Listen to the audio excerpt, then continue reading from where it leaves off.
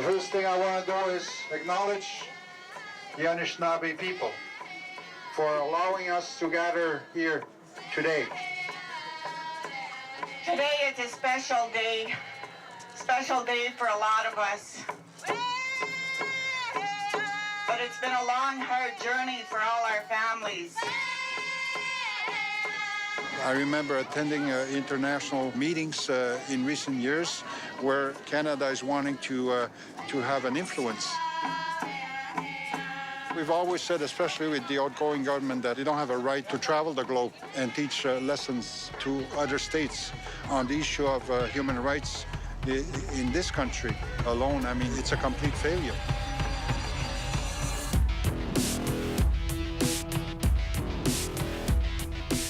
Wabmaxtu is home to many Cree heroes. It's my hometown and the source of my identity. My name is Pekesa Mukesh. I am on a quest to find Indigenous champions and unsung heroes from across the Americas. People driven to save their culture, language, spirituality, and territories. My mission is to find out what connects us so that we can learn from each other, share our wisdom, and bring about the change we want in our lives in balance with the teachings of our ancestors.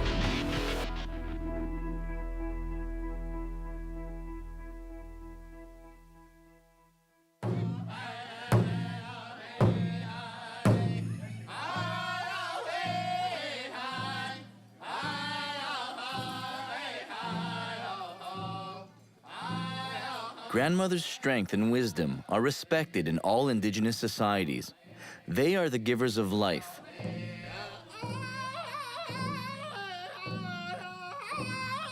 But in recent years, they had to step up in order to protect it, where men have failed to do so.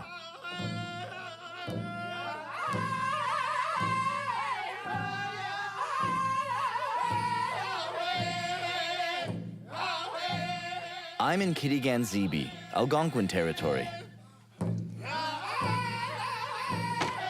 This is Bridget Tolley, a great-grandmother who's at the forefront of a struggle to protect Indigenous women. Both my parents are here. This is my cousin, but this is my dad. And my grandma and grandpa are here. How often do you come here? Pretty often. Not often in the winter, but try to do my best to come as often as I can.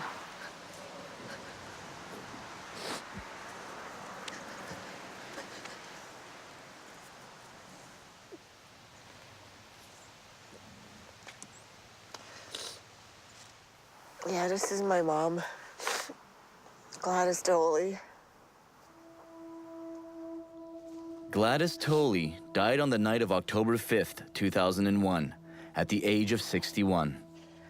Oh, my mom was so sweet. She always had a beautiful smile. She was so loving. She loved everybody. Gladys was struck and killed by a provincial police car. I still remember that night so clearly. This is where it happened. It was dark, approximately 11:30 at night.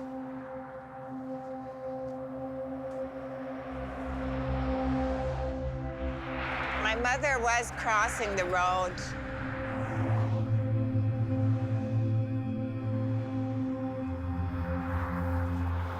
The police report, they said she was about here.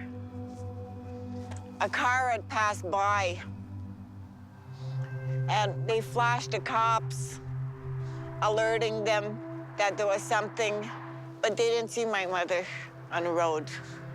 So I don't understand how this happens. Bridget went looking for explanations, but what she found was more questions than answers. All smiling, all happy.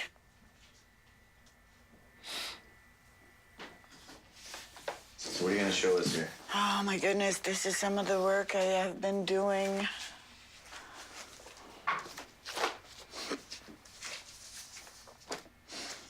This is one of the articles that came out. The accident occurred on a straight stretch of a two-lane highway near the center of the reserve.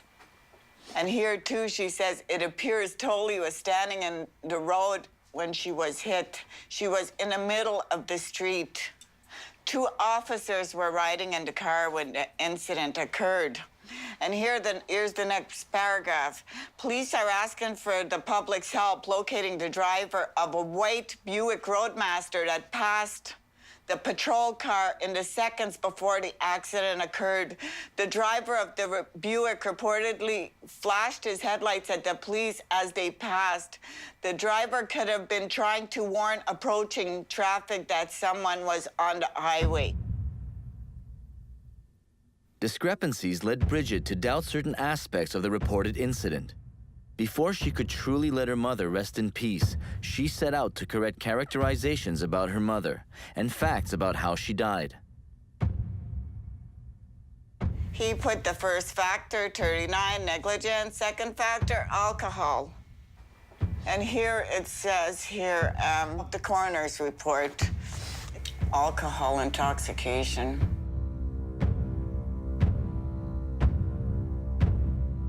Confronting police forces and justice systems in search of answers involving police conduct is never easy.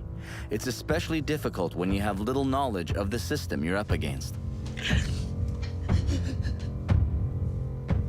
Even just to get the police report, I had to get a lawyer. And it costs money, and a lot of us don't have that money. I was very lucky I managed to get it somehow. Bridget discovered that her case was not unique. Others approached her with similar frustrations. Just like I have been for 14 years. Families are going through the same thing. It's hard because nobody has money for lawyers. But, you know, families living on the reserve don't have that kind of money for a lawyer, and we don't know where to go or what to do. Even me, I had about, I don't know, maybe even 10 lawyers I had talked to, and each one helped me a little bit, and this is how I was able to put everything together in my case for my mother. Her knowledge of navigating the justice system put her in contact with families dealing with one of Canada's darkest truths. In the last 3 decades, over 1,200 Aboriginal women have gone missing or been murdered. I always bring them with me because it's more powerful to see a face, to put a face on them. Look at how beautiful they are. Why wouldn't I want to travel with them?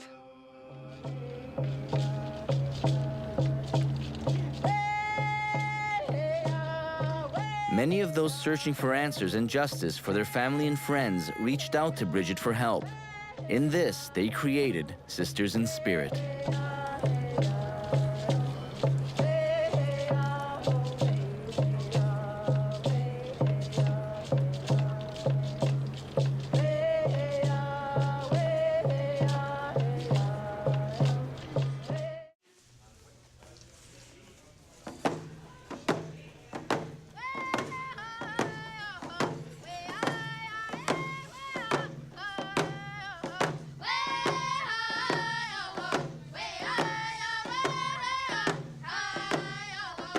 It's October 3rd, one day before what will be the 10th anniversary of the Sisters in Spirit Vigils. Families from communities across the country are arriving to show support. This powwow was organized to recognize the impact the issue has had on children and to welcome the families. The powwow was a chance for friends and family to heal.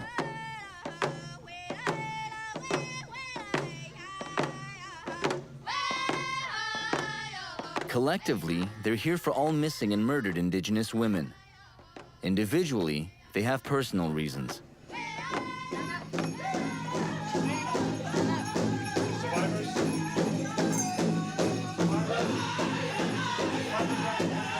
Elaine Kiknoswe works with the Minuashan Lodge and the Aboriginal Women's Support Center in Ottawa that raises awareness of the children left behind. I work with a lot of families intergenerationally affected. So we have worked specifically with women that have gone missing, women that have been killed, families that have gone through what they say systems, where women in general are not heard, but Indigenous women were not even seen. So we're speaking up and advocating because from youth to children to old people, I know family members personally.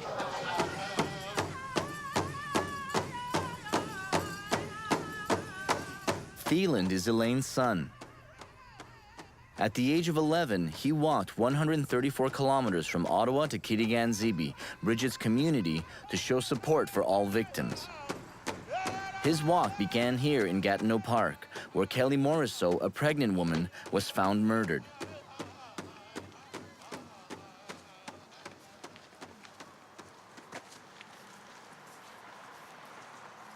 To remember and honor Kelly, a memorial site was set up, but later taken down by the park authority. Took it all away, and you just see a little bit of the green foliage, and those were like memorial flowers, right? So anyone that's walking by here knows now that knows nothing. Like there's no recognition of one of our women died here. One of our pregnant women died here. There's no recognition that this case is unsolved, and there's still children waiting to find out who hurt their mom.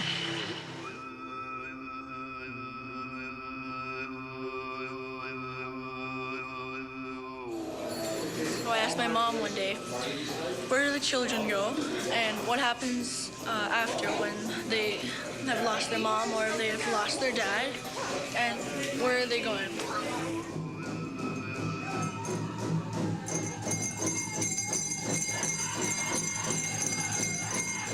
I was talking with my mom one night, and I told her I wanted to do a walk, and then I had a dream. The dream was me and my family behind me, supporting me, and we started walking. And I didn't know what we were walking for until I finally found out of what I wanted.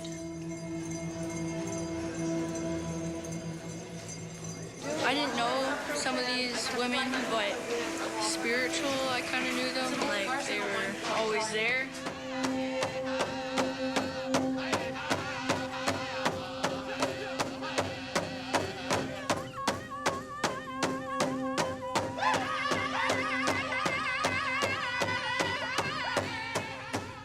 I just hope for the best for these kids, and this is why I continue to do this, so they will have some knowledge. So this is what I want, and the powwow is great, you know. I'm super happy with it because you see all the children and their regalia, and it just brings tears to my eyes because everything we do, it's for them, you know.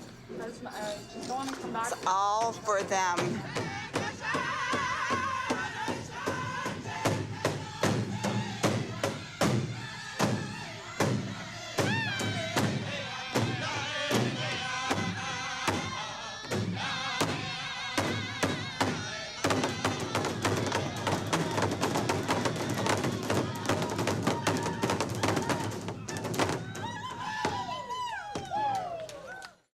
Oh, what a beautiful day.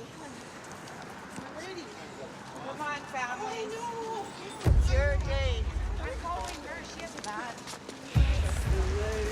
It was nice though yesterday, the powwow. Oh my God! I heard such wonderful things about it. Oh, the It was baby. perfect.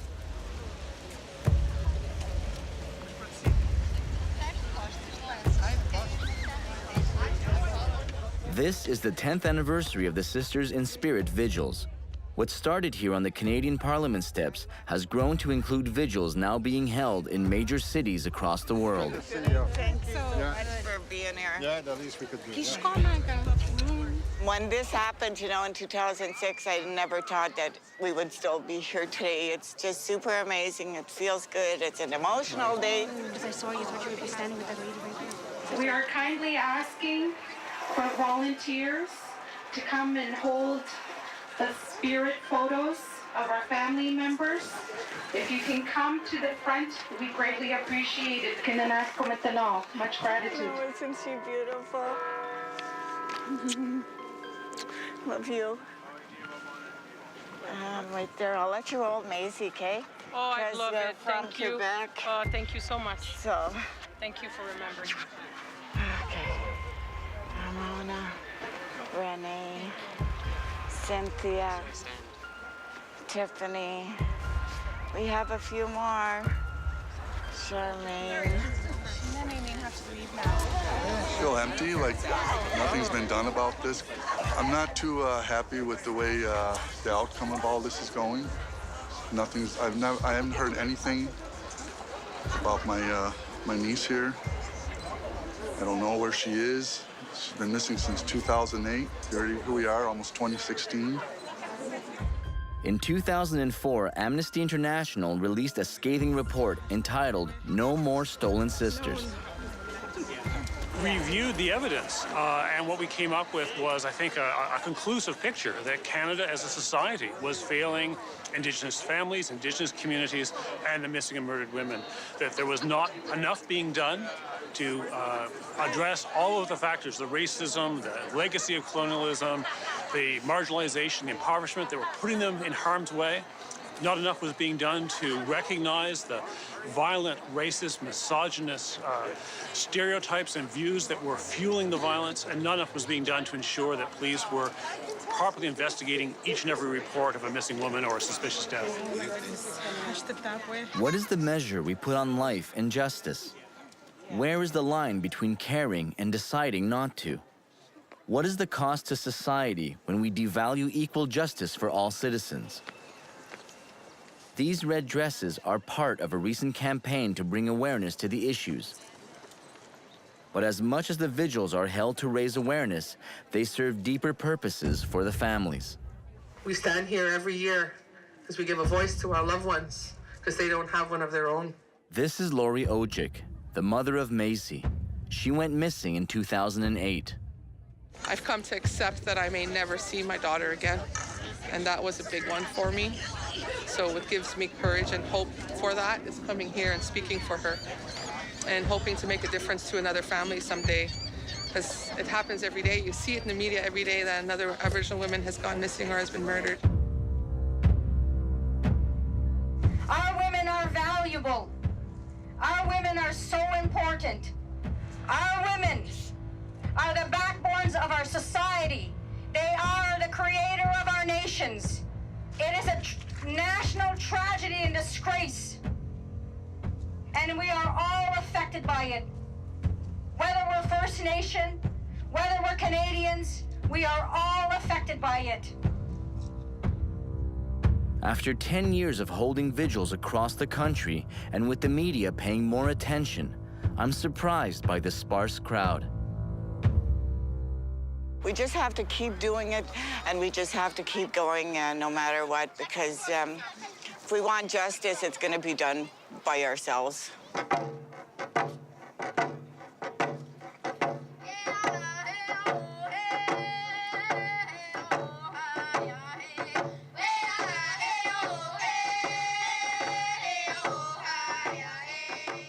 Regrets for being here today to listen to the families, because it's important that the families have their voice,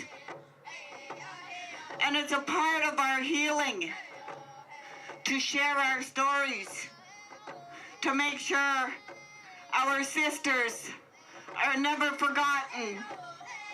And to all the children that are still here, we love you, we honor you, we remember you. You are all in my heart, and you're in the heart of all our families of sisters in spirit.